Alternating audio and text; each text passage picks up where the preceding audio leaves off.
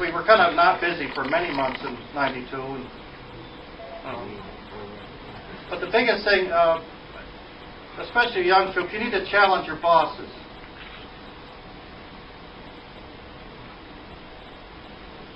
Make them do what they're supposed to do.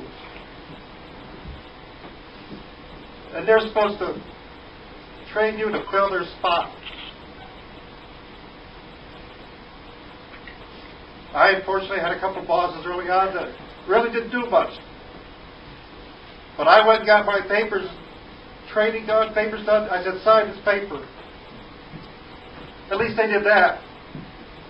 So I got my training done. I got my skill levels up. As soon as I got my 5 level and then my 7 level, I started going TDY, because that's where I learned how to do my job.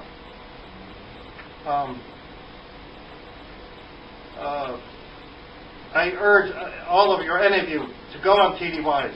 You'll do that job every day of the week, and you'll get to know things that you'll never learn out here. And also, get at least 6 months of active duty in. We need people in the American Legion and the veterans of foreign wars, because the guys at my post are between 75 and 95 years old. And there's just things that they can't do anymore. Because we do honor guard, and we're burying a lot of our World War II vets and some of the later vets, and we got to have some younger, stronger troops in there to help out. So look into it. I don't know what else. But whatever you learn is going to help you here. It's going to help you in your civilian job. If you don't stay in the military, you can still do the best you can in your civilian work. Get all the education you can. The Air Force paid for all my education. I've got about 400 semester hours. I'm working on getting 2 bachelor's degrees out of my 2 associate degrees. That's just for me. At this point in my life, I'm not going to use them for things that the young people are going to use them for. But I wish my folks could have come. It's hard for them to travel at this time in their life. But 2 of my 6 brothers, 5 brothers, excuse me. There's 6 of us all together.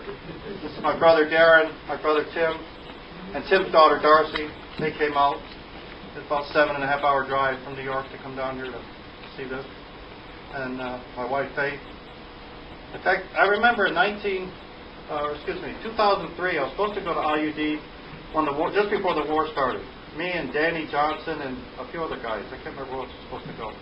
4 days before departure, they left me a phone message that says my trip's canceled. I was too stupid to go anyways, because to me a phone message isn't notification. But what really got me was, I told my wife, she says, "What? You're going somewhere? I've got plans."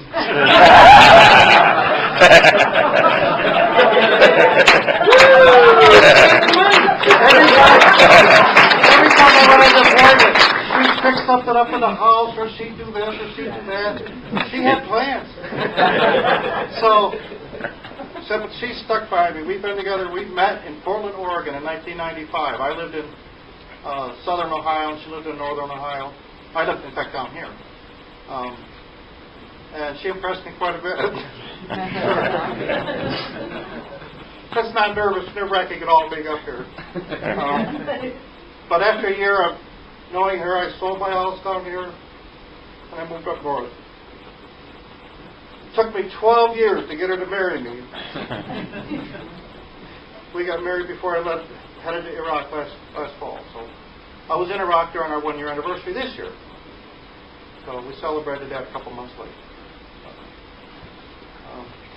I hope that the people that work for me got something out of me being their boss. I try to help everybody any way I can. I used to have a lot of people came and asked me questions throughout the years, so I felt that I must be doing something okay or they wouldn't ask me. So just keep plugging away and I'll pop in sooner or later.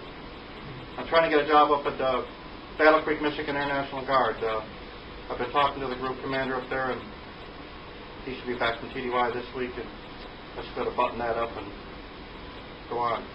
They're just opening a new unit up, so I should be able to keep all these and maybe get one more. So that's my goal. I only have 7,800 points. I need at least 8,000 before I retire, so maybe a couple more TDYs.